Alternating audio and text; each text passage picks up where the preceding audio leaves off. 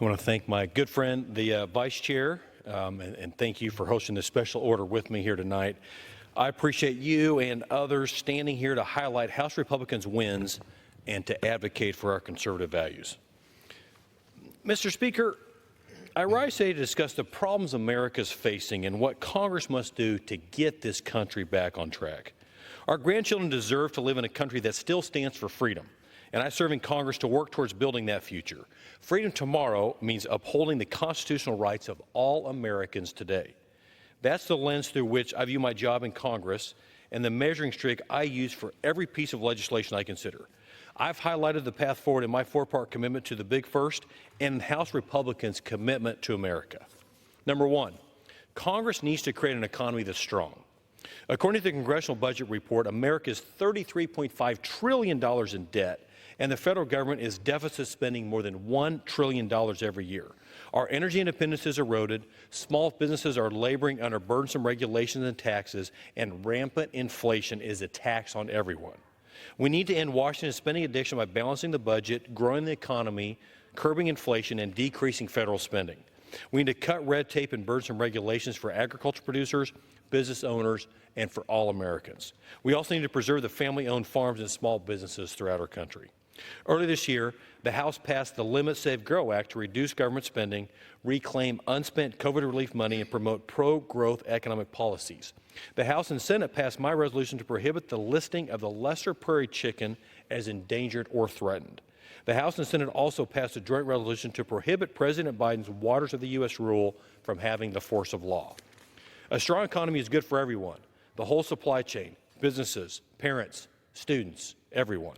Ensuring a strong economy remains our commitment. Number two, this Congress needs to create a nation that's safe. Violent crime is on the rise, drug addiction is spiking, and many parts of our country are in chaos. Meanwhile, we're still hearing calls from Washington Democrats to defund the police, and the Biden administration is failing to address our open southern border, where fentanyl, criminals, and people caught up in human trafficking rings flood into our country. We need to defend America's national security and food security. We need to support our troops and invest in efficient, effective military. And we need to secure the border, stop illegal immigration, end the fentanyl crisis, and support the police. We also need to reauthorize strong agriculture trade legislation, negotiate new international trade agreements, support global food security legislation, promote U.S. goods, and stop wars before they start. This year, the House passed the National Defense Authorization Act and the Department of Defense Appropriation Act to support our troops. House Republicans passed the Secure the Border Act to finish construction of the wall at the southern border, and the Schools Not Shelters Act to prohibit the use of public schools for housing illegal immigrants. We passed the Halt Fentanyl Act and a resolution expressing support for local law enforcement officers and condemning efforts to defund or dismantle local law enforcement agencies. While we all want to live in a country where we can lay our heads on a pillow at night knowing that we live in the safest, best country in the world. Number three, Congress needs to create a future that's built on freedom. As I meet with Kansans, I hear concerns about big government, sweeping executive orders, and infringements on the basic rights enshrined in our Constitution. We must preserve America's constitutional freedoms and that protects the lives of unborn children and their mothers. We need to educate students in American history and civic engagement. We also need to improve access to rural health care, including access to telehealth services. We must support those who fought to defend our freedoms by improving accountability and transparency at the Department of Veterans Affairs and working to reinvigorate civilian life after military service. House Republicans passed the Born Alive Abortion Survivors Protection Act to penalize health care practitioners who fail to provide care for an infant that is born alive from an attempted abortion. I sponsored 3 pieces of legislation that would modify the Biden administration's rulemaking to prohibit funds for abortions and abortion referrals. The House passed the Parents' Bill of Rights to ensure that rights of parents are honored and protected in America's public schools. I sponsored the States Handling Access to Reciprocity for Employment, or SHARE Act, which would improve the current licensing process for health care providers and increase the number of licensed providers able to serve communities across state lines. We passed the Military Construction, Veterans Affairs, and Related Agencies Appropriation Act and the Veteran Entrepreneurship Training Act, which would codify the Boots to Business program, a training course administered by the Small Business Administration through which veterans and their families learn the fundamentals of business management. America is the strongest, most free nation in the world because our founders declared that our freedoms do not flow from the government or a king, but from God, who created us all with inalienable rights.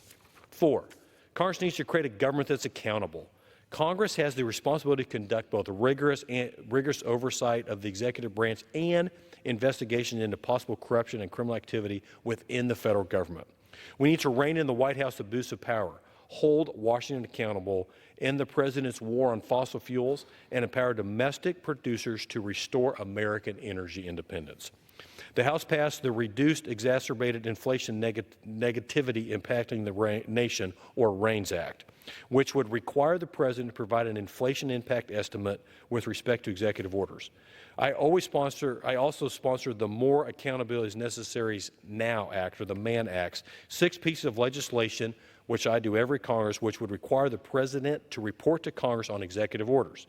The House passed the Lower Energy Cost Act, which would increase the production and export of American energy and reduce the regulatory burdens that make it harder to build American infrastructure and grow our economy.